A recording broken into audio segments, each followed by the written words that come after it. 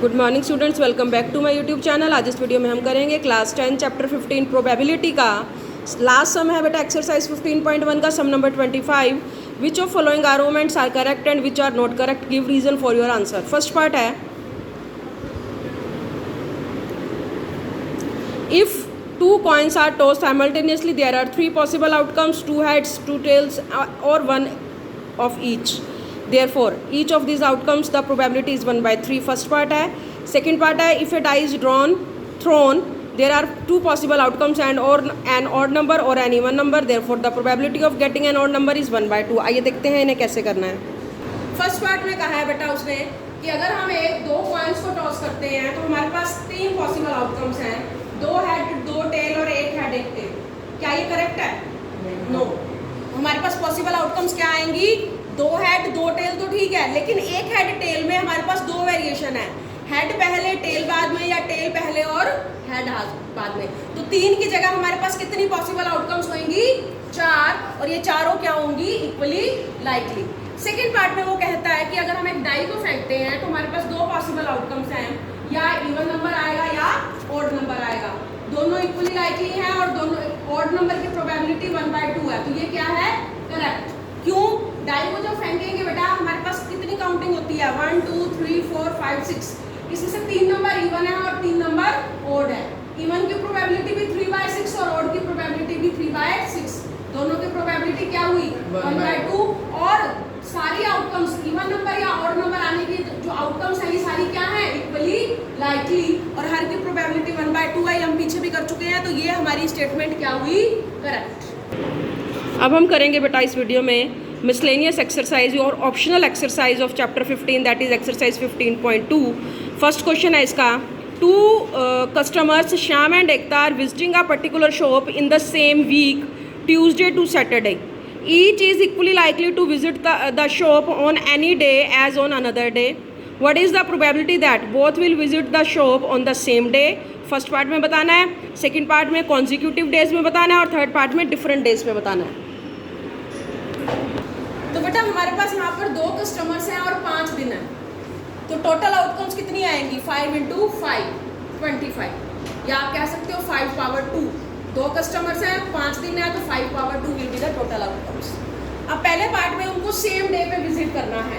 Same day का मतलब है या दोनों ट्यूसडे को जाएंगे, या दोनों वेडनेसडे को जाएंगे, या थर्सडे को दोनों जाएंगे, या फ्राइडे को या सैटरडे को। तो कितनी हुई फेवरेबल आउटकम्स? 5। टोटल कितनी है? 25। तो probability that they will visit the shop on same day will be equal to 5/25। इसको कैंसिल करके आप 1/5 भी लिख सकते हो। सेकेंड पार्ट में कॉन्जिक्यूटिव डेज है बेटा। अगर श्याम ट्यूसडे को जा रहा है तो एकता वेडनेसडे को, शाम वेडनेसडे के तो एकता थर्सडे को, शाम थर्सडे को तो एकता फ्राइडे को, शाम फ्राइडे को तो एकता सैटरडे को। लेकिन इसका रिवर्स भी तो हो सकता है। हम कह रहे हैं शाम ट्यूसडे को और एकता वेडनेसडे को, शाम एकता ट्यूसडे को और शाम वेडनेसडे को भी तो हो सकता है। तो 1 2 3 4 केसेस तो वो आ गए जिसमें पहले दिन शाम जा रहा है, दूसरे दिन एकता, और 4 केसेस ऐसे आएंगे जिसमें पहले एकता जाएगी और अगले दिन शाम जाएगा। ठीक है, तो टोटल फेवरेबल केसेस कितने हो गए? 8। तो रिक्वायर्ड प्रोबेबिलिटी इज 8/25। अब वो कह रहा है डिफरेंट डेज पे, मतलब अगर पहला ट्यूसडे को चला गया है तो दूसरा कब जाएगा? ट्यूसडे के अलावा जो दिन बचे हैं उनमें से किसी दिन जाएगा, ट्यूसडे को नहीं जाएगा। तो इसमें क्या बचेगा हमारे पास? दो तरीके हैं बेटा इसको करने के। या तो अगर पहला ट्यूसडे को जा रहा है तो दूसरे के लिए कितनी चॉइसेस बचती हैं? 4 दिन में से किसी भी दिन जा सकता है। पहले वाले के पास कितनी चॉइसेस हैं? 5, और दूसरे के पास 4 दिन में से उसने चुनना है। टोटल केसेस कितने हो गए? 5 × 4 20। Required probability 20/25। एक तरीका और है इसको करने का, जो इनकी सेम डे वाली प्रोबेबिलिटी आई है इसको 1 में से माइनस कर दो तो डिफरेंट डेज की प्रोबेबिलिटी आएगी, उसका भी आंसर यही आएगा।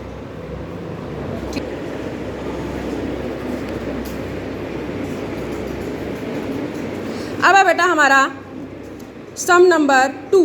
ए die is numbered in such a way that its faces show the numbers 1 2 2 3 3 6. It is thrown 2 times and the total score is in 2 throws is noted. Complete the following table which gives a few values of the total score on the 2 throws. ये पहले तो table को complete करना है बेटा, अभी मैं दिखाऊंगी कैसे करना है इसको कंप्लीट। और उसके बाद प्रोबेबिलिटी निकालनी है कि जो दोनों डाइस के ऊपर स्कोर आ रहा है उनका सम इवन आने की क्या प्रोबेबिलिटी है, 6 आने की क्या प्रोबेबिलिटी है और एटलीस्ट 6 आने की क्या प्रोबेबिलिटी है। तो ये बेटा हमने टेबल कंप्लीट कर लिया। ये पहली डाई पे 1 आया, दूसरी पे भी 1 तो टोटल 2 हो गया, पहली पे 1 दूसरी पे 2 तो टोटल 3 हो गया।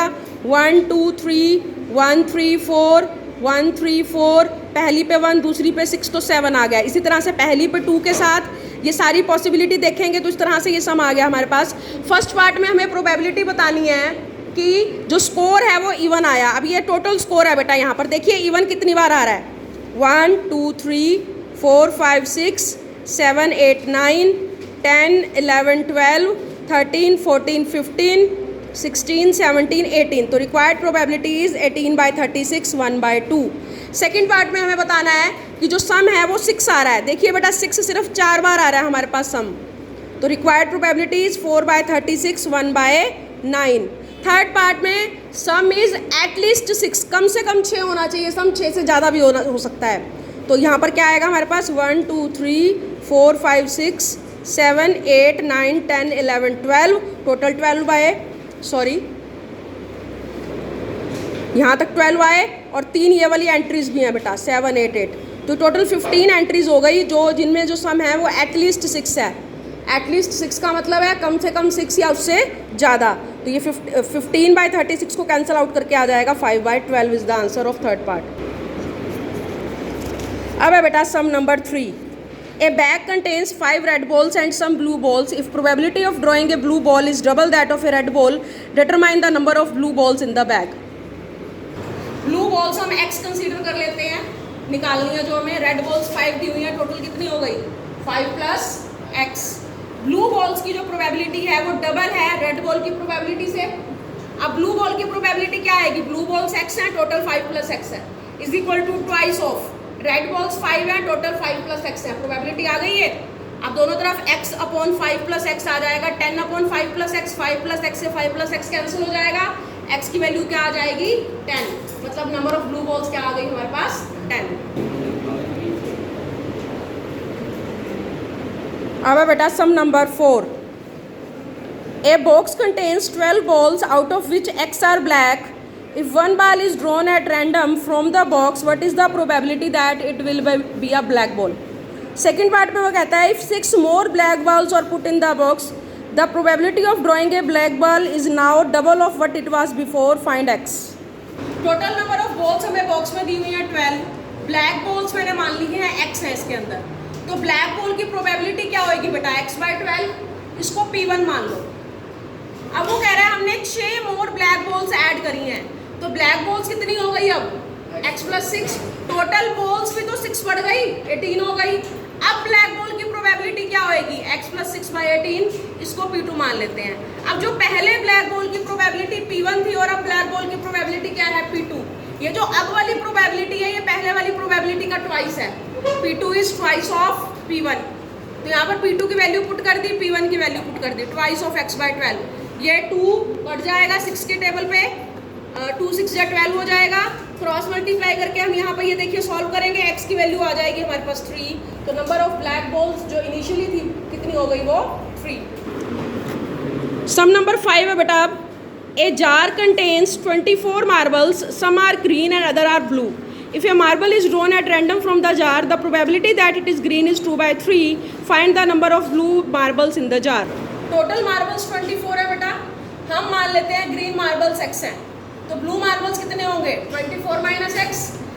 प्रोबेबिलिटी ऑफ ग्रीन मार्बल निकालने की क्या है 2/3, और यहाँ से क्या आएगी x/24। सॉल्व करके मैं x की वैल्यू निकालूंगी, आ जाएगी 16। तो मेरे पास ग्रीन मार्बल आ गए 16, तो ब्लू मार्बल्स कितने होंगे 24 - x, मतलब कि 24 - 16 8।